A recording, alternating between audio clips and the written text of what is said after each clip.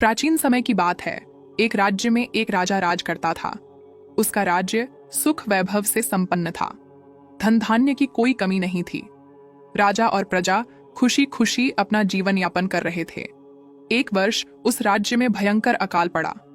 पानी की कमी से फसलें सूख गई। ऐसी स्थिति में किसान राजा को लगान नहीं दे पाए। लगान प्राप्त न होने के कारण राजस्व में कमी आ गई और राजकोष खाली होने लगा। ये देख राजा चिंता में पड़ गया। हर समय वह सोचता रहता कि राज्य का खर्च कैसे चलेगा। अकाल का समय निकल गया, स्थिति सामान्य हो गई, किंतु राजा के मन में चिंता घर कर गई। हर समय उसके दिमाग में यही रहता कि राज्य में पुनः अकाल पड़ गया तो क्या होगा।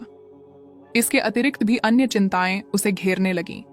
पड़ोसी राज्य का भय, मंत्रियों का षड्यंत्र जैसी कई चिंताओं ने उसकी भूख प्यास और रातों की नींद छीन ली। वह अपनी इस हालत से परेशान था, किंतु जब भी वह राजमहल के माली को देखता तो आश्चर्य में पड़ जाता।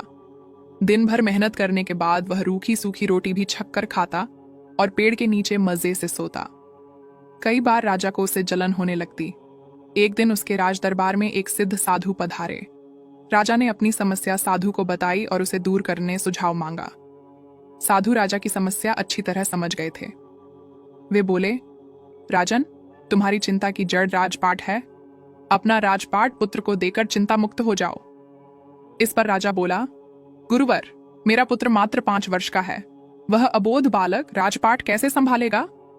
साधु बोले, तो फिर ऐसा करो कि अपनी चिंता का भार तुम मुझे सौंप दो। राजा तैयार हो गया और उसने अपना राजपाट साधु को सौंप दिया। इसके बाद साधु ने पूछा, अब तुम क्या करोगे? राजा बोला, सोचता हूं कि अब कोई व्यवसाय कर लूं, लेकिन उसके लिए धन की व्यवस्था कैसे करोगे?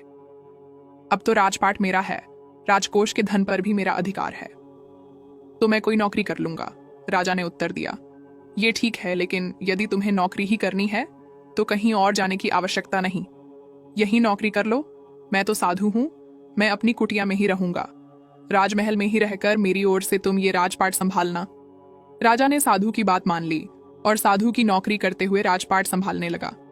साधु अपनी कुटिया में चले गए।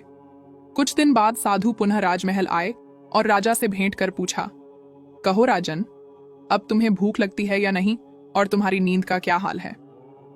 गुरुवर, अब तो मैं खूब खाता हूं और गहरी नींद सोता हूं। पहले भी मैं राजपाट का कार्य करता था, अब भी करता हूं। फिर ये परिवर्तन कैसे? ये मेरी समझ के बाहर है। राजा ने अपनी स्थिति बताते हुए प्रश्न भी पूछ लिया। साधु मुस्कुराते हुए बोले, राजन, पहले तुमने काम को बोझ बना लिया था और उस बोझ को हर समय अपने मानस पटल पर ढोया करते थे, किंतु राजपाट मुझे सौंपने के उपरांत तुम समस्त कार्य अपना कर्तव्य समझकर करते हो, इसलिए चिंता मुक्त हो। मित्रों, जीवन में जो भी कार्य करें अपना कर्तव्य समझकर करें, न कि बोझ समझकर। यही चिंता से दूर रहने का एकमात्र उपाय है।